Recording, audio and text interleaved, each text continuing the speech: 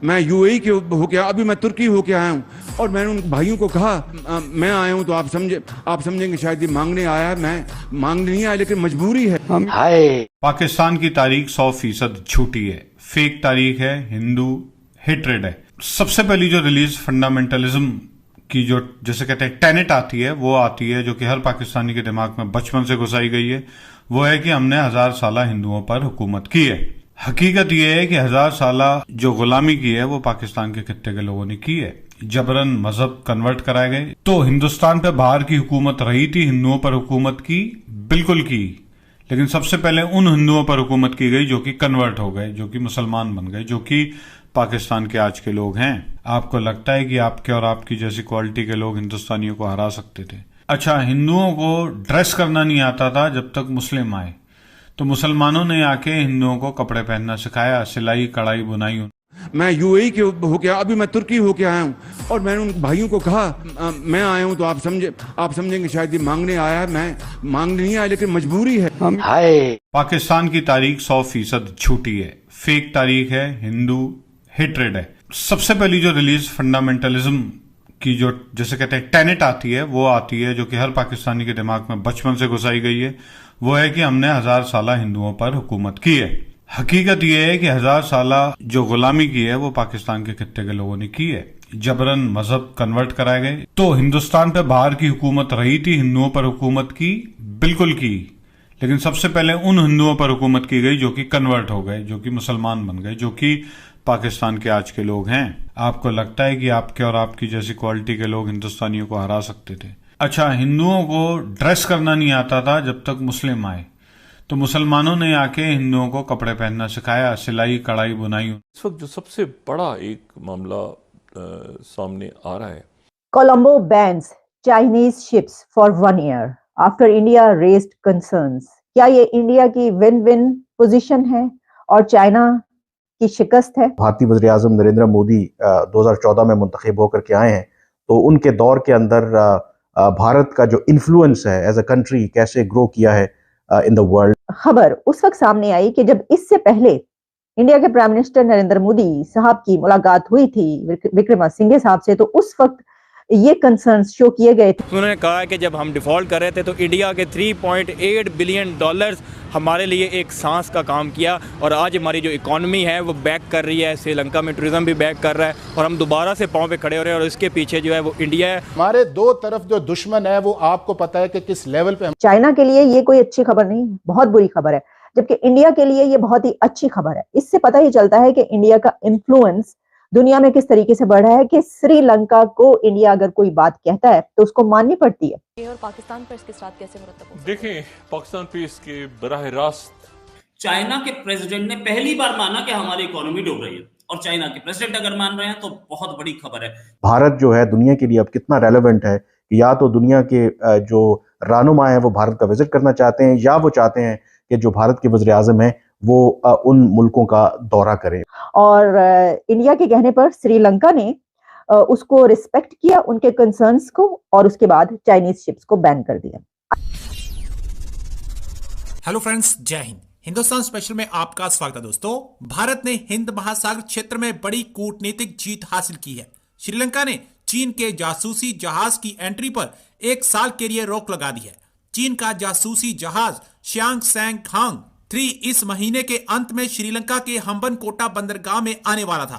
पिछले 2 साल के दौरान चीन के 2 बड़े जासूसी जहाजों ने श्रीलंका के हम्बनटोटा और कोलंबो बंदरगाह पर लंगर डाला था। कोलंबो के डिफेंस स्टाफ कॉलेज की अटॉर्नी इंदिका परेरा का कहना है कि चीन के जासूसी जहाजों को श्रीलंका में आवाजाही और लंगर डालने के बारे में भारत कई बार विरोध दर्ज करा चुका है। अमेरिका ने भी श्रीलंका को चेताया था। प्रेरा के अनुसार श्रीलंका ने भारत और अमेरिका की तरफ से कड़ी आपत्ति दर्ज कराने के बाद चीन के जहाजों पर रोक का कदम उठाया है। चीन के जासूसी जहाज हिंद महासागर की मैपिंग के लिए श्रीलंका में लंगर डालते हैं। अब भारत की बड़ी कूटनीतिक जीत है जिसमें श्रीलंका ने चीन के जहाजों को बैन कर दिया है।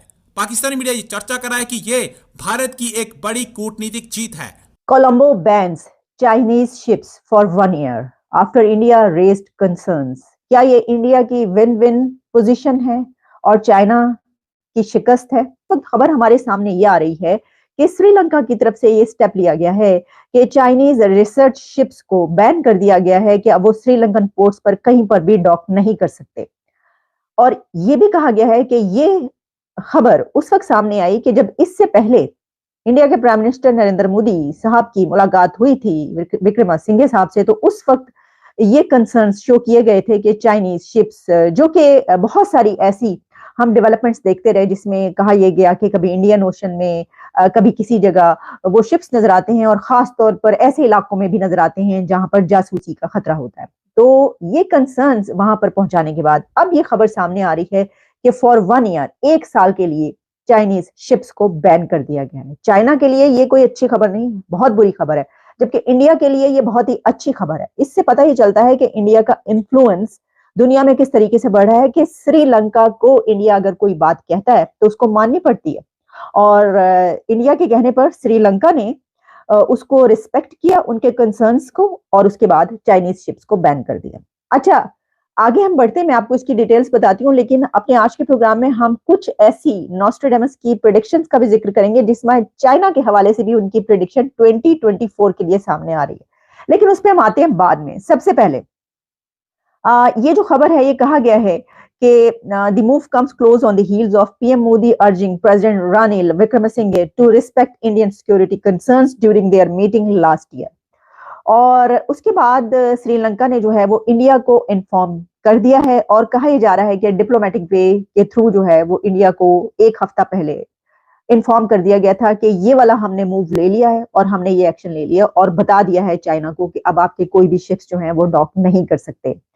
देखिए, ये सिर्फ बात जो है वो इतना ही मामला नहीं है। वैसे तो देखिए बात की जाती है ना कि research, Chinese scientific research vessel Xiang Yang Hong 3 की, अगर आपको याद हो, कई मरतबा पहले हमने बात की, जिसमें यह था कि वो जो शेड्यूल था उसका कि to conduct deep water exploration तो इन साउथ इंडियन ओशन, और आपको याद होगा 5 जनवरी 2024 को जो है वो बात की गई थी। लेकिन अब वो जो एक्सप्लोरेशन, उनके कुछ ऐसे प्रोजेक्ट्स हैं जिसमें साइंटिफिक एक्सप्लोरेशन कहा जाता है, वो भी अब वो नहीं कर पाएंगे। तो इसका मतलब है कि ये वाला जो प्रोजेक्ट है वो भी उनका नहीं हो पाएगा, और इसके ऊपर भी इंडिया को कंसर्न्स थे कि ये क्या है, और उसमें कहा गया will not be granted a clearance by Sri Lankan authorities. China जो है उसने ये भी कहा है कि जो इस वक्त रिजीम है उसका श्रीलंका में, उसके ऊपर, मालदीव्स के ऊपर भी, और काफी उस पर उसने बात की थी इससे पहले।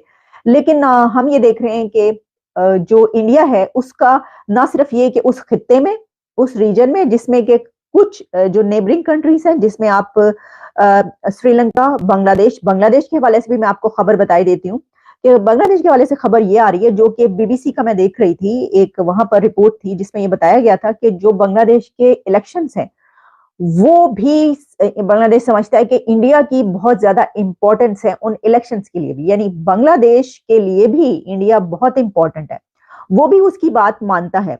हालांकि हमने देखा कि ताल्लुकात अच्छे बुरे ये चलते रहे, लेकिन फिर भी बाकायदा पूरी बात ये कही जा रही है कि जो रीजनल सारी कंट्रीज हैं वो सब इंडिया को एक बड़ी ताकत समझते हैं, और अपना कोई भी स्टेप लेने से पहले देखते हैं कि क्या उनके इंडिया के साथ रिलेशंस पे कोई फर्क तो नहीं पड़े। चाइना के प्रेसिडेंट ने पहली बार माना कि हमारी इकोनॉमी डूब रही है, और चाइना के प्रेसिडेंट अगर मान रहे हैं तो बहुत बड़ी खबर है, क्योंकि ये कभी मानते नहीं है अपनी फेलियर, अपनी इकोनॉमी डूब रही है, वो पहली बार माना। अब आते हैं बात शी जिनपिंग की।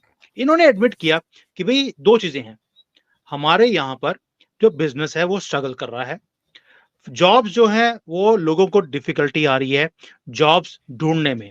ये उन्होंने न्यू ईयर के मौके के ऊपर उन्होंने ये स्पीच पे 2 चीजें एडमिट करी। ये बड़ा ही अनप्रेसिडेंटेड है चाइना के लिए, क्योंकि यहाँ पर कुछ भी गलत हो सही हो कभी एडमिट किया ही नहीं जाता, सही भी एडमिट नहीं करते, गलत को तो भूल ही जाओ। अब ये चीज है, उन्होंने साथ में एक चीज और बोली कि यस, ये जो 2 चीजें हैं, बिजनेस स्ट्रगल कर रहे हैं और जॉब्स जो है वो ढूंढनी लोगों को मुश्किल हो रही है, ये मेरे दिमाग के बिल्कुल फ्रंट में ये इमेज है। आप चिंता नहीं करो कि आपके प्रेसिडेंट को ये चीजें को पता ही नहीं है। आई नो कि these are the problems and I am working on it. Now आप सोच के बताइए कि जब आपका जिसको हम एक तरह से प्रेसिडेंट हो या प्राइम मिनिस्टर हो, we see him as our एक सेवियर की तरह होते हैं। तो उसमें क्या हो गया कि जैसे ही शी जिनपिंग ने ये बात बोली है, लोगों को पहली बार एक महसूस हुआ है 1 साल के बाद, क्योंकि 1 साल से स्ट्रगल कर रहे थे लोग कि भाई हमें होप दिखती है। अगर प्रेसिडेंट को भी मालूम है कि हमारे एज अ कॉमन पर्सन जो हमारे यहाँ पर प्रॉब्लम्स हैं लाइफ की,